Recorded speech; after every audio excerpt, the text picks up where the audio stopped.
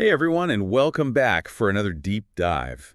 We're always talking about big, important issues here, and today is no different. Huh. We're diving into something you can't see, but definitely impacts everyone your carbon footprint. It's something that's becoming more and more important to think about. Exactly. It's all about those greenhouse gases we create every day just by living our lives, and most importantly, how we can shrink our impact. Make some simple changes that add up over time. Even small changes can make a big difference when we all do them. I completely agree.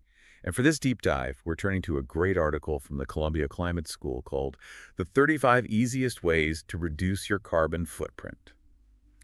Now, I know what you might be thinking, this article is from 2018, but trust me, the advice is timeless. Absolutely. The fundamentals of reducing our environmental impact haven't changed. Exactly. These core ideas are always going to be relevant. And, the article doesn't waste any time jumping into something we all think about every day, food. What we eat, it turns out, has a big impact. It's true. Our diets, especially when it comes to meat, can really affect our environmental footprint. The article really highlights just how much energy goes into making the food that we eat. For example, and this one's kind of shocking, livestock, like all the cows raised for beef and dairy are actually responsible for almost 15% of all human-caused greenhouse gas emissions. 15%. It's a significant portion, and it comes down to the resources needed to raise all that livestock. It's pretty wild when you think about it. And get this, the article says that just by skipping meat and dairy for one day a week, you could shrink your yearly carbon footprint by 2,920 pounds of CO2. It's a powerful illustration of how our everyday choices can have a real impact. It's like saying for one day a week, you're not carrying around like a small refrigerator's worth of CO2. It really puts things into perspective. Right. So maybe meatless Mondays are a good place to start, huh? Mm. But moving on from the fridge, let's talk about our closets, because Yeah. even the way we dress has an impact on the environment. It's an area where we could all stand to be a bit more conscious. I totally agree. Did you know that the average American tosses out about 80 pounds of clothing every year? Wow, that's a lot of clothes ending up in landfills. It's like throwing away a whole luggage set full of clothes every year. And a big chunk of that is because of fast fashion. Those trendy, cheap clothes that are basically designed to be worn a few times and then tossed. It's a very unsustainable cycle. And then there are the emissions created from shipping those clothes all over the globe. But, the article does offer a pretty stylish solution. What about buying vintage clothes or recycled clothing? I love that idea. Right. Giving those clothes a second life, it cuts down on waste and you get a really unique look. It's a win-win for your wardrobe and the planet. Totally. And while we're on the topic of clothing, have you ever thought about the impact of how we take care of our clothes? It's a hidden aspect of our environmental footprint that often gets overlooked. You're right. Tell me more. Think about it. Making new clothes uses tons of resources, from the materials and dyes to the manufacturing process. It can be really resource intensive, but we can all make a difference by choosing durable, sustainable clothing options. And even just washing our clothes in cold water can make a difference. You're reminding me that I need to switch my laundry over to cold. It's one of those simple changes that can really make a difference. Exactly. Small changes, when adopted by many, can have a big impact. I completely agree. And speaking of small changes with big impact, let's move from our closets to our homes. Our living spaces are full of opportunities to reduce our carbon footprint. It really is amazing how many little things we can tweak in our homes to be more eco-friendly. Right. And it doesn't have to be a complete overhaul. Sometimes it's the small things that make a difference. Like, remember those old school light bulbs, the incandescent ones? Those definitely use up more energy. They're practically energy vampires. Yeah. Switching to LED light bulbs, it might seem like a small thing, but those things last way longer. And they use less energy, which can make a difference in your energy bill over time. Exactly. And while we're talking about energy vampires, what about all those devices we leave plugged in even when we're not using them? Like phone chargers, laptops, that kind of thing. Oh, absolutely.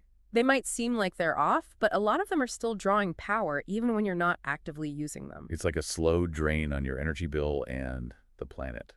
So unplugging, easy win. You can even plug multiple devices into a power strip and then just turn off the whole strip when you're not using anything. Oh, that's a good tip. And for those who are really ready to go all in on eco-friendly living, maybe it's time to start thinking about renewable energy for your house. It's a big step, but it can make a huge difference in the long run. Right. Solar panels, wind power, there are more and more options becoming available all the time. But, moving from our homes to something that a lot of us use everyday transportation. I was kind of blown away by this statistic in the article back in 2017.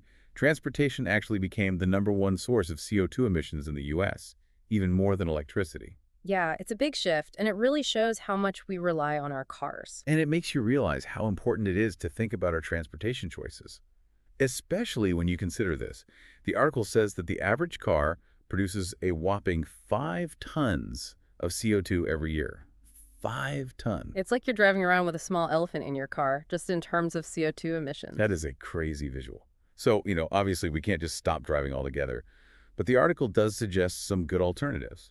Walking more, biking, carpooling, public transportation, all those things we know we should be doing. It's about being mindful of our options. Instead of automatically hopping in the car, maybe we can walk or bike if it's a reasonable distance. Absolutely. And it's not just about swapping out car trips entirely either. Even just driving more efficiently can help. The article talks about avoiding harsh braking and accelerating, apparently, that can really save on fuel. It's amazing how much those small changes in our driving habits can add up. So, no more pretending we're in an action movie on the way to work. Uh-huh. But, all jokes aside, we have to talk about flying. Air travel, it's convenient, it's exciting, but it's also a big carbon footprint contributor. It's definitely something to be mindful of, especially for people who fly frequently. The article even points out that for people who travel a lot by air, those flights can actually make up the majority of their carbon emissions. It's not surprising when you think about all the energy it takes to get a plane off the ground and across the world. You're right. So maybe the takeaway there is, for those shorter trips, let's consider alternatives to flying. Like, maybe a road trip could actually be the more eco-friendly choice. It's definitely worth thinking about. And even when we do fly, there are ways to make more sustainable choices. Like what? What kind of choices? Well, for one, the article mentions that choosing to fly economy class over business or first class can actually make a significant difference in your carbon footprint. Really? Just by choosing a different seat? It might seem counterintuitive, but those premium seats do take up more space and therefore contribute to more fuel consumption per passenger. I guess it's about asking ourselves if those extra comforts are really worth the extra environmental impact. It's about being thoughtful about our choices, even when it comes to travel. For sure. Now, let's be real. We can't always avoid flying. Sometimes it's necessary for work, for family, for those bucket list adventures. So what do we do about those unavoidable flights? That's where the concept of carbon offsets comes in. Carbon offsets, what are those exactly? Essentially, it's a way to take responsibility for the carbon emissions you can't avoid by investing in projects that reduce emissions elsewhere. So it's like a way to balance out your impact. Tell me more. Exactly. So let's say you have to take a flight. You can calculate the carbon footprint of that flight, and then you can invest in projects, things like planting trees, which absorb CO2, or supporting renewable energy projects, things that help reduce overall greenhouse gas emissions. It's like investing in a greener future to offset the impact of your travel. That's a great way to put it. It's a way to take responsibility for those emissions we can't avoid right now, while also supporting initiatives that are working towards a more sustainable future. It sounds like a really interesting concept, but I imagine there's a lot to consider when it comes to choosing a carbon offset program. You're right. It's really important to do your research. Not all carbon offset programs are created equal. That makes sense. It's like you're trying to balance the scales, right? You've got these emissions from your flight, so you're putting some effort into tipping the scales back towards a healthier planet. Exactly. It's a way of acknowledging that our actions have consequences and taking some responsibility for those consequences. I like that. But, as we've been going through this article, it's got me thinking, it's not all about these individual actions, is it? Like towards the end of the article, they really emphasize the importance of collective action, of using our voices to make bigger changes. Absolutely. Individual actions are essential, but they're even more powerful when we combine them with collective efforts to really create change on a larger scale. So it's like one person switching to LED light bulbs. That's great. But what if we all start demanding that our elected officials implement policies that promote renewable energy and sustainability? Exactly. It's about leveraging our collective power to push for systemic change. And the article actually offers some concrete steps we can take, like contacting our elected officials, making sure they know that climate change and sustainability are important issues to us. Our voices do matter. Elected officials need to hear from their constituents about what we care about. And it's not just about contacting politicians. We can also support businesses that are making an effort to be more sustainable. Absolutely. Every time we spend money, we're making a choice that reflects our values. we can choose to support businesses that are aligned with our values. Right, it's like voting with your wallet.